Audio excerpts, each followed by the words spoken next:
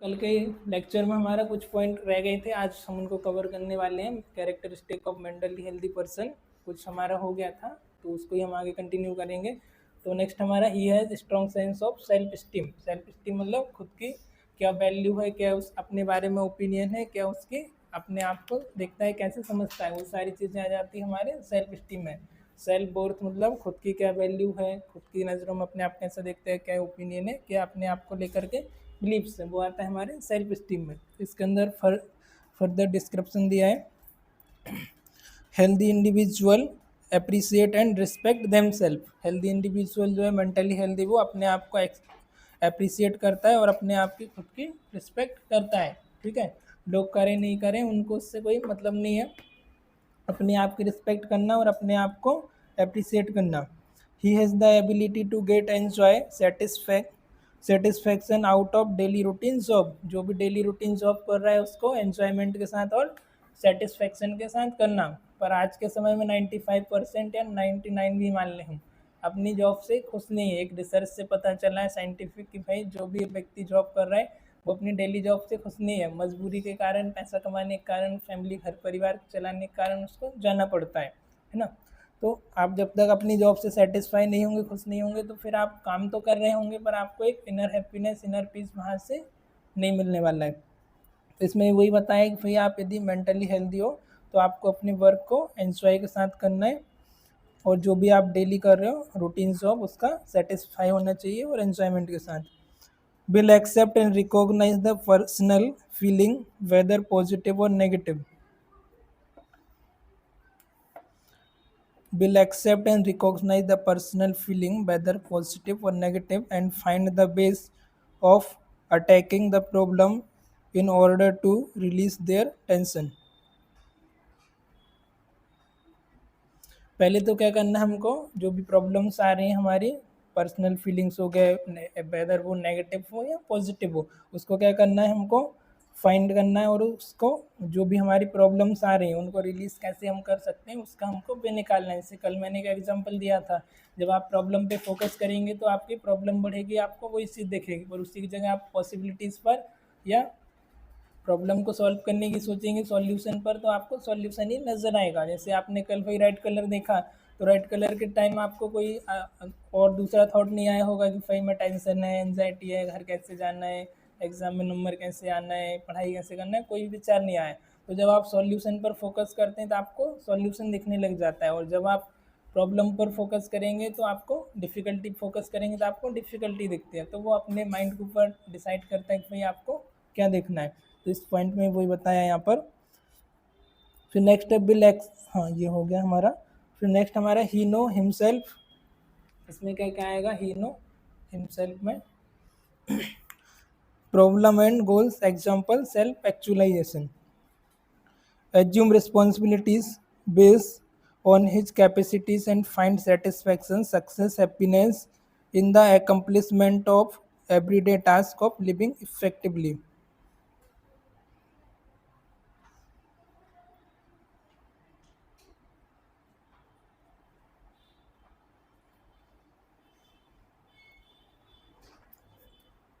जो भी काम कर रहे हैं उसको हमको रिस्पॉन्सिबिलिटी के साथ करना है, हमारी जो भी कैपेसिटीज है, सेटिस्फैक्शन और हैप्पीनेस के साथ उस चीज़ को हमको टास्क को इफेक्टिवली कंप्लीट करना है। जैसे कि मैंने बताया था कि भाई हम जो भी डेली एक्टिविटी कर रहे हैं उसका सुबह शाम तक हमने क्या किया, उसका एक पॉजिटिव आउटकम हमको मिलना चाहिए, आना चाहिए, है ना। अब जैसे काम तो हम, कुछ लोगों का काम रहता है कि भाई हम काम तो हम कर रहे हैं पर उसका एंड रिजल्ट क्या है, उसका गोल क्या है, वो हमको नहीं पता है ना। जैसे एक जहाज़ है ना, जहाज़ से सब समझते हो, बंदरगाह में उसका स्टेशन होता है, तो वो उधर से निकला पर उसका डेस्टिनेशन नहीं है, उसको कहाँ जाना है, तो वो समुद्र में इधर उधर चलते रहेगा और लास्ट में जा कर के ठहराएगी, डूब जाएगा, कहानी ख़त्म। तो उसका हमको एक एंड गोल होना चाहिए, पर्पस होना चाहिए। भाई जैसे हम घर से निकलते हैं तो हमको कहाँ पर जाना है, हम गूगल मैप लगा करके जाते हैं कि भाई मुझे उस जगह जाना है, अप्रोक्स टाइम ड्यूरेशन बता दें किस समय तक हम वहाँ पर पहुँच जाएंगे। तो ऐसे ही हमारा भी पर्पस होना चाहिए। और कई लोग कहते हैं कि भाई हम काम तो कर रहे हैं पर कोई पर्पस नहीं है, तो वो हम जैसे कि सुबह से शाम तक काम कर रहे हैं, लाइफ टाइम काम कर रहे हैं पर उसका कोई पर्पस नहीं है, तो वो स्टार्टिंग तो हमने किया, काम तो कर रहे हैं पर उसका डिस्ट्रैक्शन भी वैसे ही हो जाएगा, उससे हमको कोई वैल्यू, कोई वर्थ नहीं मिलने वाली है। जैसे एग्जांपल के लिए हम एक अच्छा एग्जांपल लेते हैं, जैसे कोई गाड़ी है, कार ट्रक है, तो उसके अंदर जो उसका व्हील रहता है, टायर, तो भाई टायर तो चल रहे हैं, वो कंटिन्यू वर्क कर रहा है, पर पर उसका देखो वो हर सिचुएशन में चल रहा है, कैसी भी रोड है, कीचड़ पानी हर जगह पे चल रहा है, अपना काम वो प्रॉपर तरीके से कर रहा है, और एक समय आता है पूरा घिस जाता है, निकाल लेते हैं, उसको स्टेपनिंग लगा देते हैं, बाद में उसका क्या हाल होता है, जला देते हैं, फूंक देते हैं। तो ऐसे यदि हम हमारा डेस्टिनेशन हमको नहीं पता है, तो हम काम तो कर रहे हैं डेली, पर हम इस जगह पे आउटकम उसका कुछ निकल नहीं रहा है, वर्क तो कर रहे हैं भाई, हम भी दिन भर मेहनत कर रहे हैं, काम कर रहे हैं, और उसका एंड पर्पस क्या है, हमारा गोल क्या है, वो हमको नहीं पता है, तो फिर उसका कोई वैल्यू नहीं होता है। उसकी जगह यदि हम उसका एंड पर्पस लेके चलें कि यार यहाँ से ये रिजल्ट मिलने वाला है, फिर हम उसकी टूवर्ड हम थोड़ा थोड़ा उसमें ऐड ऑन करते जाएंगे, डॉट से डॉट कनेक्ट होंगे, तो एक समय हमको भी सेटिस्फेक्शन हो गया कि यार हम हमारे गोल की तरफ धीरे धीरे करके रीच कर रहे हैं, डेली एक एक थोड़ा थोड़ा एक्टिविटी करेंगे तो इसके अंदर आता है। एक और जैसे एग्जाम्पल है भाई, हम जो जूते चप्पल पहनते हैं, तो भाई चल तो वो भी रहे दिन भर बेचारे, वो भी घिस रहे हैं, वो भी काम कर रहे हैं, पर उसका कोई पर्पस नहीं है, कोई वैल्यू नहीं है ना, उसको कोई और चला रहा है, हम उसको जैसे चला रहे हैं वैसा वो चल रहे हैं, और एक समय आता है पूरा घिस के टूट फूट जाता है, साइड में उठा के फेंक देते हैं। तो ऐसे मेरा कहने का मतलब है कि आप जो भी काम कर रहे हो, जॉब कर रहे हो, वेदर जो भी है, तो वहाँ पर आपका एक पर्पस, एक लक्ष्य होना चाहिए, राइट। ठीक है, आई होप बातें समझ आई होगी, आ रहा है ना, ज़्यादा मतलब गहरी बातें तो नहीं हो रही है? ठीक है। Evaluate his own behaviour objectively, अपने बिहेवियर को इवेल्युएट करना है उसको, खुद को, और मेरा बिहेवियर किस टाइप का। Autonomy, adequate self reliance, responsibility, self direction together with sufficient independence of social influence.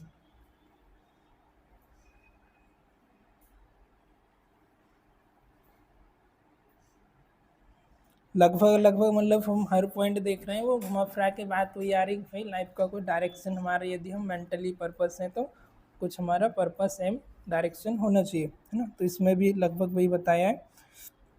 Autonomy मतलब खुद को एक्सेप्ट करना, खुद की क्या एडुकेट्स मतलब खुद में क्या सेल्फ रिलायंस है, मतलब अपनी रिलायंस आप मतलब खुद पर विश्वास करना, खुद पर बिलीव करना, अपनी रिस्पॉन्सिबिलिटी को सही तरीके से करना, और self direction together with sufficient independence of social influence.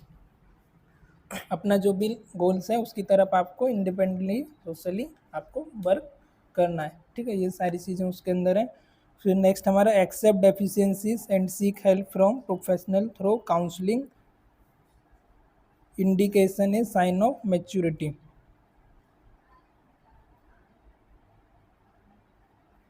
आपके जो भी डेफिशिएंसीज है, जो आपकी वीकनेस, उसको एक्सेप्ट करना है, उनको सीक हेल्प, एंड आप जो भी प्रोफेशनल है, काउंसलर है, उनसे आपको इंडिकेटिंग जो भी साइन है आपको उसमें हेल्प लेना है। तो आप क्या हो थोड़ा उसमें, जैसे काउंसलर रहते हैं, कोई जैसे मैरिटल काउंसलिंग करता है, कोई चाइल्ड के लिए पेरेंटिंग वगैरह बताता है, जो भी साइकेट्रिक, तो आप उनसे हेल्प ले सकते हो। जैसे मैंने एक एग्जांपल दिया था 1-2 दिन पहले कि आपको अपना दिया जलाना है, तो आपको क्या है, जलते हुए दीपक के पास जाना पड़ेगा, फिर वॉट एवर आप जो भी फील्ड में हो।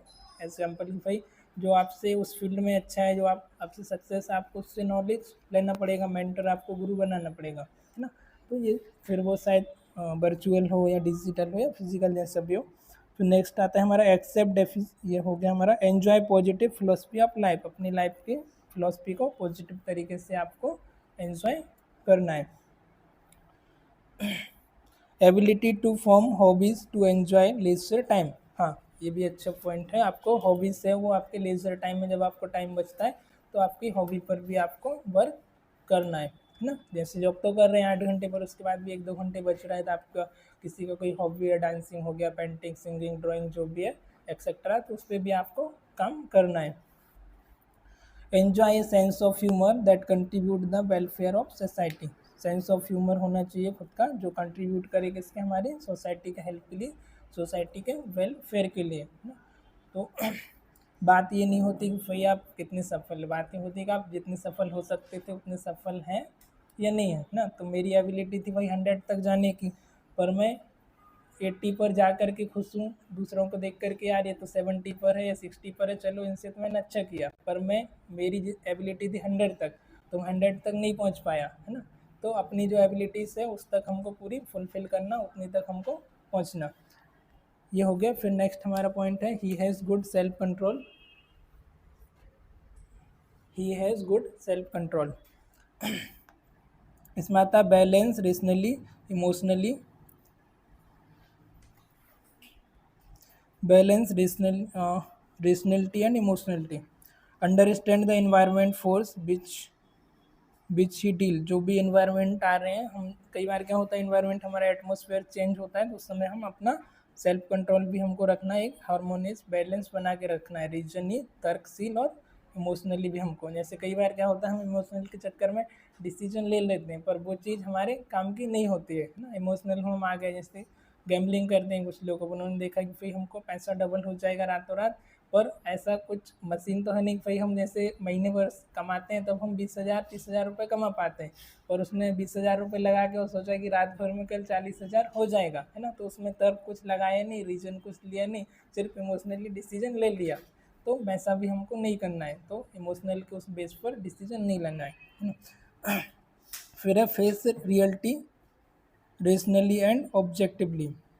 रियलिटीज़ को आपको फेस करना है और ऑब्जेक्टिवली उस चीज़ को फेस करना है। अब इसमें कैसे face reality and rationally objectively, जैसे कई बार क्या होता है हमारे जैसे कोई हॉस्पिटल में पेशेंट आते हैं, हॉस्पिटल के एग्जांपल देते हैं, तो हम जैसे पेशेंट डेड हो गया तो हम उनको बोलते हैं फिर हम आपके मरीज को नहीं बचा पाए हैं, ये अभी आप इनको ले जा सकते हैं। तो पहले तो पर्सन क्या करता है, एक्सेप्ट नहीं करता उस चीज़ को, फिर डिनाइल करता है कि यार ऐसा कैसे हो सकता है, ऐसा नहीं हो सकता ये वो।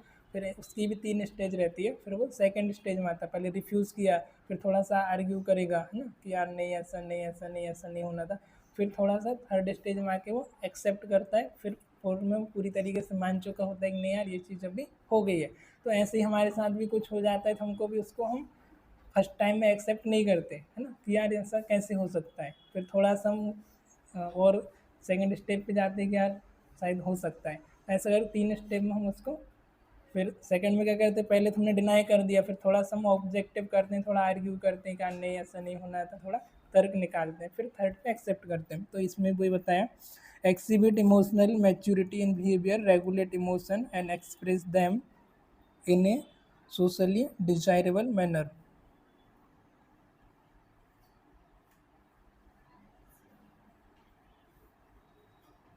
इमोशनल मैच्योरिटी आपके अंदर होना चाहिए इन बिहेवियर, रेगुलेट जो भी आपके बिहेवियर है, इमोशन है, and express them in socially desirable manner. Socially desirable जो मैनर है उसके हिसाब से आप उसको एक्सप्रेस कर सकते हो। जैसे कि जैसे आप किसी सैड मोमेंट में हो तो आपको वहाँ पर सैड ही रहना पड़ेगा, है ना। ऐसा नहीं कि आप वहाँ पर जा कर के हंसने लग जाओ, है ना। और किसी का शादी पार्टी बर्थडे है तो आप उसका एक वहाँ पर एक एटमोसफियर अलग है, तो वहाँ पर आप खुशी रहना है। तो जो भी काम करना है मेरा मानना है भाई 100% उसको करो। ऐसा नहीं कि इधर से लीव लेके घूमने के लिए गए वीकेंड पर और वीकेंड पर जाके सोच रहे कि यार मेरा व्यापार कैसा चल रहा है, मेरा जॉब कैसा चल रहा है, बॉडी तो उधर प्रेजेंट है पर मन पूरा इधर ही लगा है, तो वीकेंड भी एंजॉय नहीं किया, टाइम भी ख़राब हो गया। तो जो भी कर रहे हो अपना 100% दो, जो भी करो कमाल का करो, है ना। मेरा ऐसा है कि भाई मैं पढ़ा रहा हूँ तो मैं उसमें वही कर रहा हूँ, मैं घूमने जा रहा हूँ फिर मुझे इधर का भूल जाता हूँ, मैं उसी को ही एंजॉय करता हूँ। जो भी करो अपना उसमें 100% दो, फिर वो चीज़ अचीव हो गई तो ठीक है। ऐसे ही गोल का है भाई, हमने अपना 100% दिया तो हम अचीव हुआ तो ठीक है, नहीं हुआ तो जाने दो, फिर गॉड ने कुछ हमारे लिए और अच्छा देखा होगा, है ना, तो कुछ और अच्छा मिलेगा। पर अपनी तरफ से सेटिस्फाई होना चाहिए कि यार मैंने 100% दिया, अब नहीं मिला तो भाड़ में जाए, है ना, कुछ और सही, कुछ और अच्छा ही मिल जाएगा। तो ऐसा होना चाहिए। Promote helpful living by rational attitude toward it. Promote करना है हेल्पफुल लिविंग को, रीजनफुल रहना है, एटीट्यूड उसके हमारे उसकी तरफ एटीट्यूड हमारा रीजनेबल होना चाहिए। एंश्योर प्रोडक्टिव ऑफ बिहेवियर, आपका जो बिहेवियर है वो प्रोडक्टिव होना चाहिए, आपको एंश्योर करना है, उसको कन्फर्म करना है। So maturity, growth and development, self direction, self reliance and self control. किस चीज़ में आपको मैच्योरिटी दिखाना है, सेल्फ ग्रोथ एंड डेवलपमेंट में, सेल्फ डायरेक्शन, डायरेक्शन भी मायने रखता है ना, आपको जाना, आपका घर इधर था पर इधर की जगह थोड़े से इधर चले जाएंगे तो कहीं और पहुंच जाएंगे।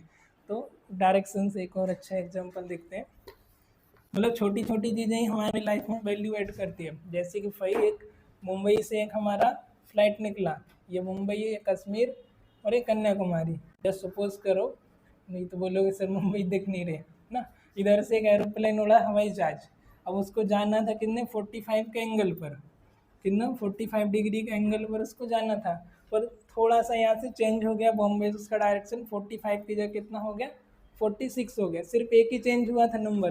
तो वो धीरे धीरे जा करके कहाँ से धीरे धीरे चेंज होगा चेंज होगा चेंज होगा, उसका डेस्टिनेशन यहाँ था और पहुँच गया वो इधर, इधर से सिर्फ एक ही चेंज हुआ था। जैसे आप एक उसमें बनाते हो ना डिवाइडर से, ठीक है, तो उसका डेस्टिनेशन इधर था, या इसको स्टेट मान लेते हैं, यहाँ डेस्टिनेशन था, नीचे वाला लाइन सपोज करके चलो, और पहुँच गए वो इधर, सिर्फ इधर से एक एंगल चेंज हुआ था, धीरे धीरे करके बढ़ता गया, ग्राफ बढ़ता गया, और लास्ट में जाके पूरा उसका डायरेक्शन ही चेंज हो गया है ना।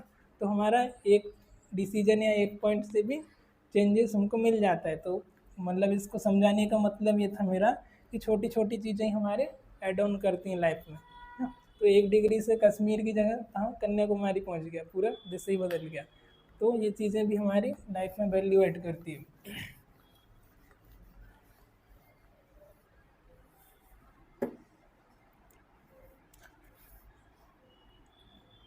Develop personal talent and skill which enrich life to produce satisfaction and sense of accomplishment achievement।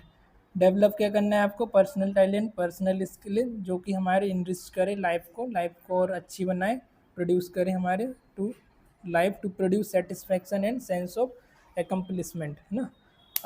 Achievement कुछ भी आप कर रहे हो, कुछ भी आपका एकम्पलिशमेंट है, उसमें आपको सेटिस्फेक्शन रहना है, आपकी स्किल एंड टैबलेट स्किल और जो भी टैलेंट है ऐसा डेवलप करना है जो आपकी लाइफ को ग्रोथ की ओर ले जाए, उसको और इनरिच करें। थोड़ा सा और कवर कर लेते हैं, फिर उसके बाद जाओ घर। लास्ट वाला बच्चा है हमारा, he face problem and solve them intelligently. Problem को फेस करना है और उनको इंटेलिजेंटली कैसे कोप अप करना है, कैसे हमको सॉल्व करना है, उसके बारे में हम समझेंगे इसमें। Skilful enough to able to adapt the new situation को एडप्ट करने के लिए, उसको अपनाने के लिए भी हमको स्किलफुल होना चाहिए। Capable of making decision in problematic situation, solve the problem with his own initiative and effort in constructive manner. Problematic situation में आपको डिसीजन मेकिंग के लिए आप कैपेबल होना चाहिए। Solve the problem with on initiative, अपनी इनिशिएटिव से आप प्रॉब्लम को सॉल्व कर लो कंस्ट्रक्टिव मैनर से। जैसे मैं शुरू में क्या कॉलेज में एडमिशन लिया था, तो छोटी छोटी प्रॉब्लम के लिए पापा को फ़ोन करने कि पापा वो फीस जमा कर दो, ये प्रॉब्लम हो रहा वो हो रहा है। बाद में मैंने पापा को फ़ोन करना ही बंद कर दिया, मैंने कहा भाई पापा जी तक बात ही नहीं जाना चाहिए, अपनी सॉल्व करो। तो छोटी मोटी समस्या मैं ही सॉल्व करने लगा। तो अब हमको भी धीरे धीरे करके वो चीज़ें आ जानी चाहिए। तो इसमें वही बताया, develop deeper insight in understanding in his own motive desire. पापा मेरे सिर्फ एक ही बार आए एडमिशन कराने के लिए, फिर मैंने उनको कभी दोबारा कॉलेज नहीं बुलाया। छोटी से लेकर बड़ी बहुत समस्याएं आई कॉलेज में भी, ऐसा नहीं है, पर सब मैंने ही हैंडल कर ली, घर तक बात ही नहीं पहुँचने दी, है ना। तो क्या देख रहे थे हम, develop deeper insight and understanding his own motive desire weakness and strong point. Develop क्या करना है आपको, डीपर इंसाइट अंडरस्टैंडिंग होना चाहिए अपनी in his motive desire weakness and strong point. ये कितनी बार पॉइंट आ रहा है पर तुम कुछ उसमें समझ ही नहीं रहे हो, है ना। अपना क्या motive desire weakness and strong point आपको अपने पता होना चाहिए, अंडरस्टैंडिंग होना चाहिए आपको deeper. Perform reasonably well what ever task undertaking, जो भी आपको टास्क मिला आपको उसमें परफॉर्म करना है, रीजनेबली आपको परफॉर्म करना है, अंडरटेकिंग। उसके बाद आता है discourage the tendency to withdraw और स्केप फ्रॉम द वर्ल्ड।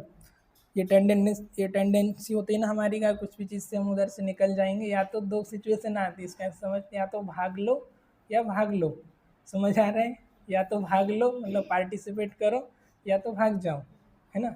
तो हमको उसमें भाग लेना है और इफ़ेक्टिवली उस चीज़ को परफॉर्म करना है, उस चीज़ को हमको स्केप करने की नहीं सोचना है कि यार इधर से मैं निकल जाता हूँ तो हो जाएगा, है ना। जैसे कई बार हम देखते हैं कि भाई पेशेंट आ गया, न्यू रहते, तो जितना आप उस चीज़ में इन्वॉल्व होगे तो आपको सीखने को मिलेगा, पर आप सोचोगे कि यार मैं पेशेंट आया इधर से दूसरी जगह चला जाता हूँ जिधर, तो ऐसा नहीं होना चाहिए।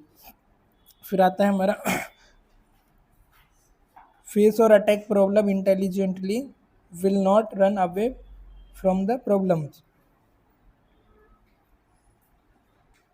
इसमें वही है, फेस करना है आपको प्रॉब्लम को, इंटेलिजेंटली उनको सॉल्व करना है, अटैक करना है, but will not away, problem से दूर नहीं भागना है। देखो इसमें कैसा है, आप मतलब जिस चीज़ से आपको डर लग रहा है, आप उससे जितना दूर जाते जाओगे वो चीज़ आपसे और दूर जाते जाएगी, है ना। तो जिस चीज़ से डर लग रहा है उस चीज़ को फेस करो, और जिस फील्ड में डर लग रहा है उसमें अपना नॉलेज, अपना ज्ञान बढ़ाना शुरू कर दो।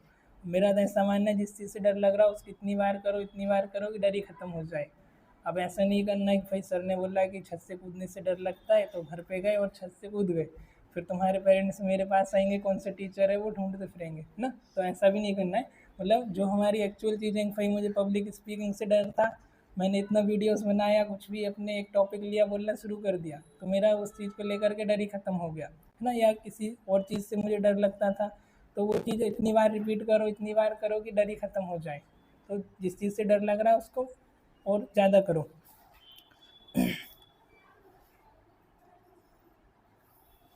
possess possesses competence to face problem in real life and reach highest maximum competency in life self actualise. ये पॉइंट का मीनिंग वही है कि मैंने अभी बताया था कि भाई आपका 100% तक जाने का एबिलिटी था, पर आप 70 पर ही जा करके खुश हो, ये देख करके कि मेरे साथ वाले तो और 30-40 पर ही हैं।